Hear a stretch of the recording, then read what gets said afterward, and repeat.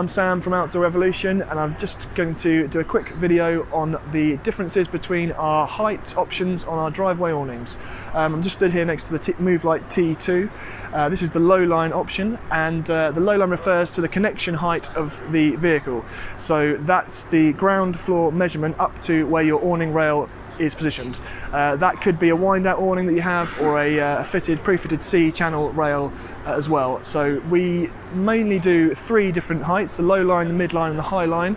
That simply refers to the amount of material in this connection tunnel against the awning itself. The awning itself doesn't change in either of those models. It's purely the amount of fabric here to connect up to a high-top vehicle or a low-top VW or camper van. Like I say, we've got them on a rail here to imitate the awning channel that you would have on your vehicle.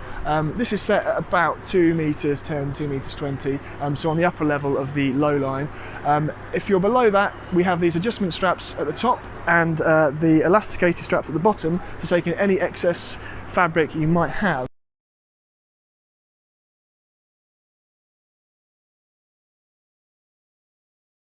Take in any excess fabric, and it just gives you a nice snug fit against the vehicle. So before you go in to choose your driveway awning, please make sure you get the measurement directly from the floor to the channel. Ideally, you want to kind of be on the upper end of that scale. So if you are somewhere in the, right on the cusp of a high line and a midline, for instance, we'd always recommend going for the midline to get a nice tight tension on that roof to prevent any excess pooling on top. Hopefully that answers some questions from people, and thanks for watching.